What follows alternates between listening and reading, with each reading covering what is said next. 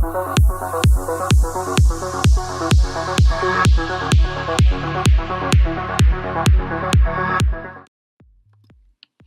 everyone, what's up? This is going to be a tutorial on how to draw Super Saiyan hair in Sketchbook Pro. So right now I have the shape of a Dragon Ball character's face and ears just to draw the hair around, and I'm going to first start off with drawing the small spikes behind the ears. And these spikes are very flat, and they only really consist of two lines, and it's just a little triangle. So we're going to go ahead and just sketch that right now and start adding on the larger spikes that go up towards the tip of the hair. And when drawing Dragon Ball Saiyan hair, Super Saiyan hair, it usually consists of three lines. You have one side that's one line and really curvy, and then the other two lines is like basically a long line but kinked into two lines. I generally like to draw both sides at the same time so the drawing doesn't get lopsided.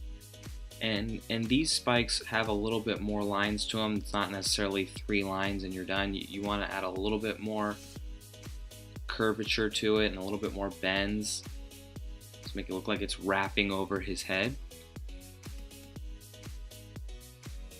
And from there, when you have this down, it's pretty much easy to finish the rest. You're just gonna, use a little bit of reference if you need to. There's no worries. There's nothing wrong with using a reference, especially if you're getting new to drawing. And you just want to start adding the spikes and kind of make them form to a tip. And there's usually a big spike in the end, and you just want to gradually make adjustments to it. And in the end, if you don't think it looks good, you can go ahead and make some changes to that.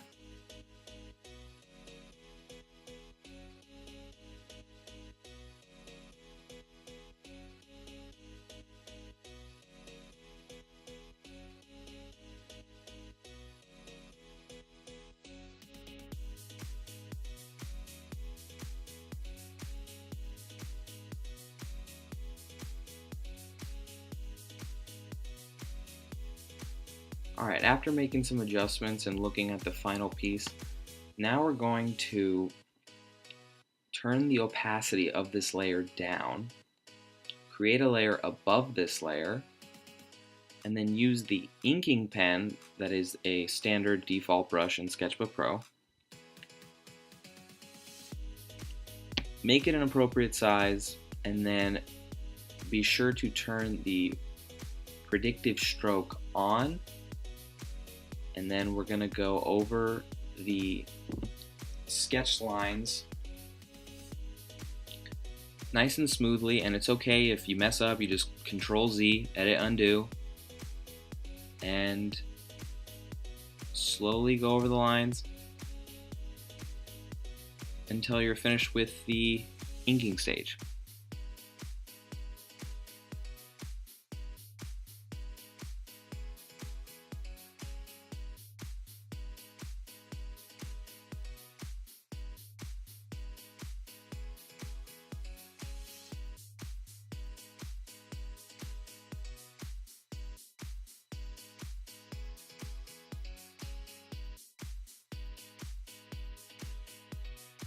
Alright, from here I'm going to make the size of the brush a little bit smaller, turn the predictive stroke on, and then just go ahead and make these little lines, these hairlines inside these spikes. And I usually like to have one always coming out of the tip, as you can see.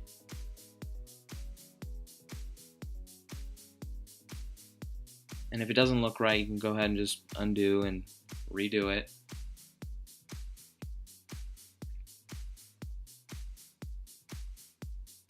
Alright, so once we have this, and the inking stage is done, we're going to hide the layer of the sketch and create a layer above that. If you know how to use the magic wand tool, you can go ahead and use that to select the parts inside the spikes and go ahead and fill in. but what I'm going to do here is color under it instead of using the magic wand tool. But before I do that, I'm going to select 4 colors for the hair, the base color, and then a darker tone, and then our highlight and shadow.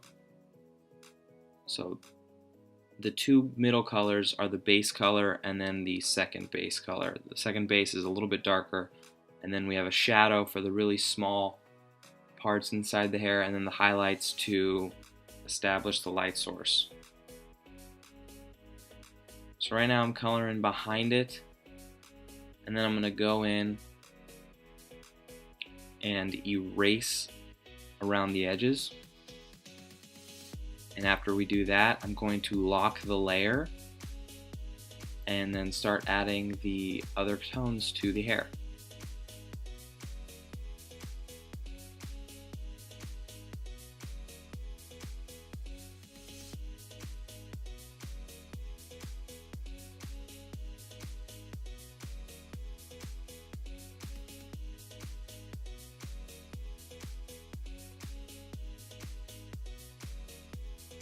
Okay, so here I'm establishing a light source. We're going to have the light come from the right side, looking at the image, his left side.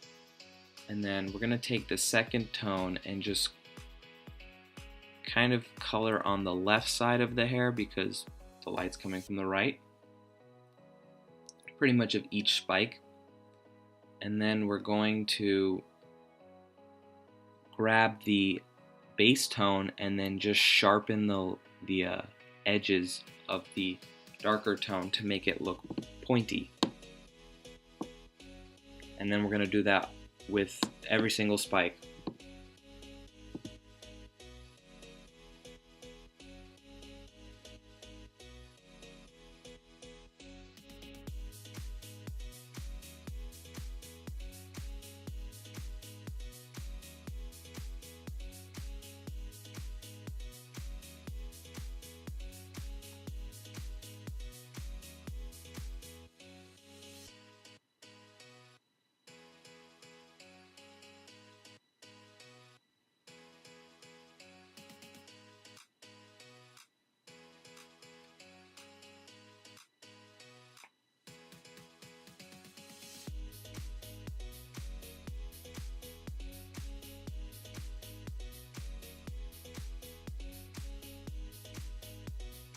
Alright, now once we've done that, we're going to start putting in our highlights and just have the highlights aiming towards that arrow.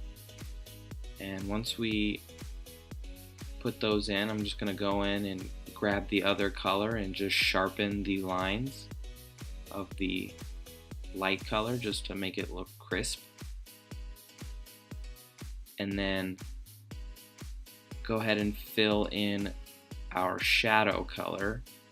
And when I use this one, I usually only do it at the base of the spikes. I never do it at the tips.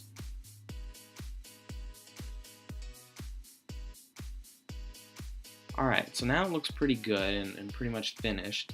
So if you want, you can go ahead and just create a layer above and change it to color mode and then switch it to any color and then just go over it if you want to do Super Saiyan blue or red or keep it yellow. And that's the cool thing about digital art, and you can just always change something if you don't like it or want to switch it to blue or yellow, green.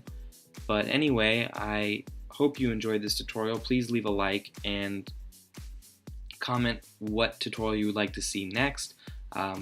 Pretty much the next tutorial that I'm going to be doing is anatomy and body positions and poses. So I've been getting some requests from you guys.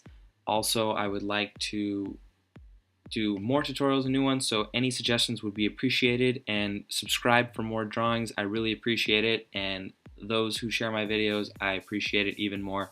Thank you so much. I'll see you during next drawing when we hit 1,000 subscribers.